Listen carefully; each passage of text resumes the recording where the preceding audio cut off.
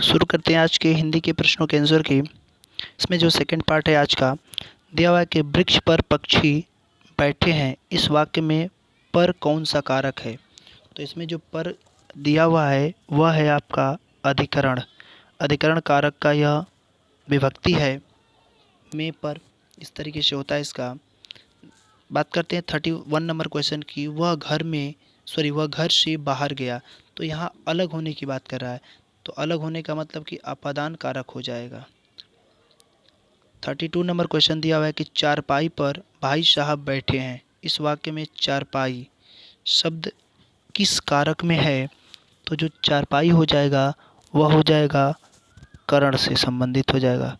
करण तत्पुरुष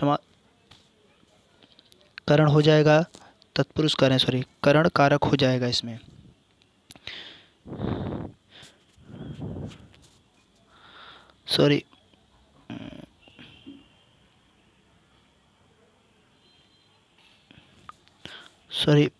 इसमें जो हो जाएगा वो हो जाएगा अधिकरण हो जाएगा, करण नहीं होगा, अधिकरण हो जाएगा इसमें आंसर।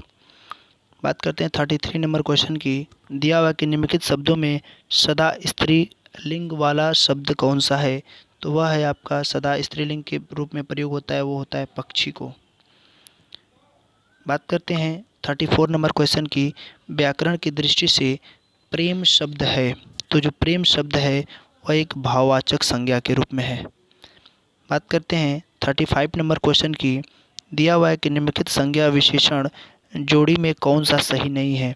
तो जो सही नहीं है वो है प्रांत प्रांतिक, ये संज्ञा विशेषण की जोड़ी नहीं है। बात करते हैं 36 नंबर क्वेश्चन की। कवि का स्त्रीलिंग होगा, तो कवि का स्त्रीलिंग हो जाएगा कवयित्री। यह भाषा शुद्धि में भी इसके बारे में पूछता है कि शुद्ध इसमें से निम्नलिखित में से शुद्ध बताइए, तो कवित्री बहुत ज़्यादा पूछता है, इसको ध्यान देंगे आप लोग। बात करते हैं अगले क्वेश्चन की। हिंदी भाषा में वचन कितने प्रकार के होते हैं। तो हिंदी भाषा में वचन सिर्फ 2 प्रकार के होते हैं, एक वचन और बहुवचन। अगर यहीं पर संस्कृत से संबंधित पूछेगा तो आपको 3 बताना है। 38 नंबर क्वेश्चन की बात करते हैं। लिंग की दृष्टि से दही क्या है। तो दही आपका पुल्लिंग होता है। 39 नंबर क्वेश्चन की बात करते हैं। दिया हुआ है कि निम्नलिखित में कौन सा शब्द स्त्रीलिंग है। तो जो मृत्यु है वो आपका स्त्रीलिंग के रूप में हमेशा प्रयोग होता है। 40 नंबर क्वेश्चन की बात करते हैं। बाल का स्त्रीलिंग होगा, तो बाल का स्त्रीलिंग बाला हो जाएगा।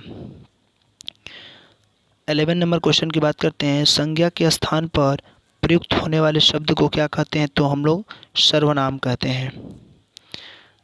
12 नंबर क्वेश्चन की बात करते हैं। 42 नंबर क्वेश्चन की बात करते हैं। दिया हुआ है कि निम्नलिखित वाक्यों में किस वाक्य में सर्वनाम का अशुद्ध प्रयोग हुआ है। तो जो अशुद्ध प्रयोग हुआ है वह हुआ है आपका ऑप्शन नंबर सी में, मैं तेरे को एक घड़ी दूंगा, ये शब्द अशुद्ध है। बात करते हैं 43 नंबर क्वेश्चन की। तो दिया है कि मुझे किस प्रकार का सर्वनाम है। तो यह आपका जो सर्वनाम है यह पुरुषवाचक सर्वनाम में उत्तम पुरुष से संबंधित है। यह अगला दिया है कि सर्वनाम के कितने प्रकार होते हैं। तो सर्वनाम के 6 प्रकार होते हैं। निश्चयवाचक सर्वनाम में कौन सा है। तो निश्चय की बात करेगा तो वो हो जाएगा यह या वह, इस तरीके के शब्द होते हैं जो निश्चय को दर्शाते हैं।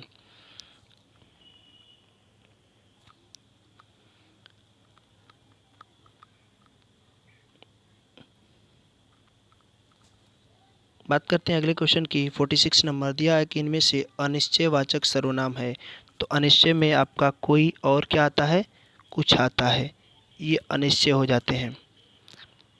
बात करते हैं 47 नंबर की क्वेश्चन का। दिया हुआ है यह घोड़ा अच्छा है, इस वाक्य में यह है, तो यह आपका सर्वनाम में आएगा। 48 नंबर क्वेश्चन की बात करते हैं। संबंधवाचक सर्वनाम बताइए।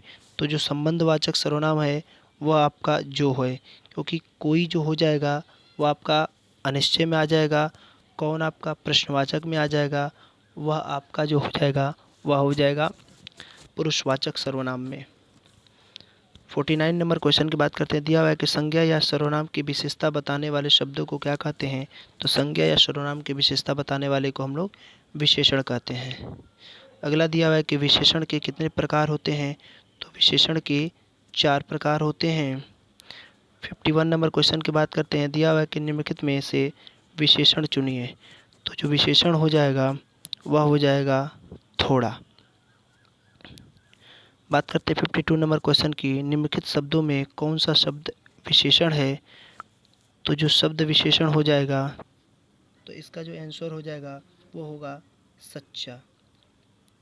बात करते हैं 53 नंबर क्वेश्चन की। दिया हुआ कि निम्नलिखित वाक्यों में रंगीन शब्द विशेषण उसका भेद छाटिए।